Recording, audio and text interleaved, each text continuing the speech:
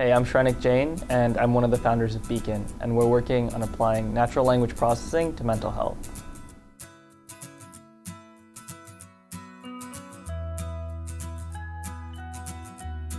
The platform basically works, it's pretty simple, it's very intuitive for the user. The user will basically just sign in with a username and a password.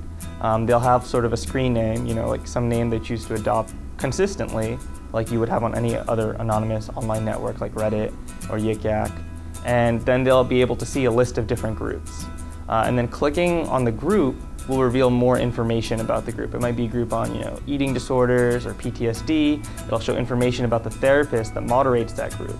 Then if they think, okay, I'm suffering from an eating disorder, this group looks like it's a good fit for me. So they'll click join the group, and then they'll be placed with a one-on-one conversation with the therapist or the moderator who leads the group.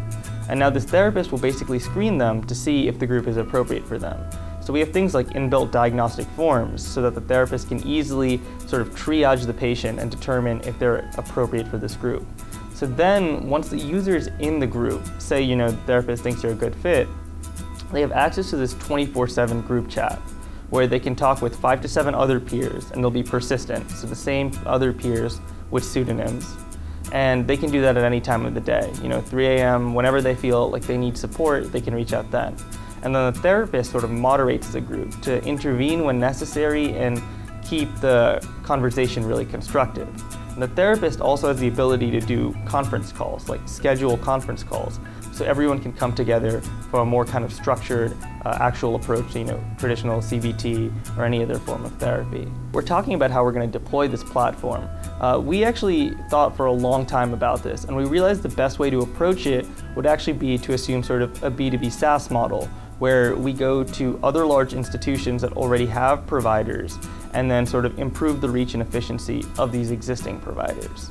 And this was really based on sort of like the example I gave in the beginning about the VA, where it's sort of like there's this huge capacity of providers that's just not being effectively utilized right now. And then these efficiency gains are kind of magnified at scale. So when we go to these large institutions, we can have them directly license out our technology, and then in return, they increase the capacity of their therapists while increasing care for their users. And then the beauty of this is there's zero cost to the end user, right? So if 2 out of 3 people are not seeking care for a mental health condition, it's not really realistic to expect any scalable solution to directly bill patients, right? So by doing this, we sort of circumvent the whole issue of care being unaffordable to patients and just improve the reach and efficiency of existing services. In general, in the institutional community, there's tremendous excitement for what we're doing, just because this kind of an approach hasn't really been tried before. So in terms of the institutions we're targeting, first we're working with universities and police and fire departments. And now the reason for this is the need for mental health services in these verticals, I guess you could say, is just so pressing, and these departments are highly autonomous that they'll adopt basically our MVP to provide peer support to their population, not even clinical therapy. Because right now, more firefighters and police officers actually die from suicide than from physical wounds that they get on their job. And there's a very big, sense of urgency in this community. So we're gonna launch with these verticals and give them this sort of platform for peer support. And then in our operations with these verticals, we're gonna sort of generate the cash flows and validation that we need to work with larger institutions like big healthcare systems and the federal government and VA. But so far, we've been working very closely with different experts within healthcare systems in the VA.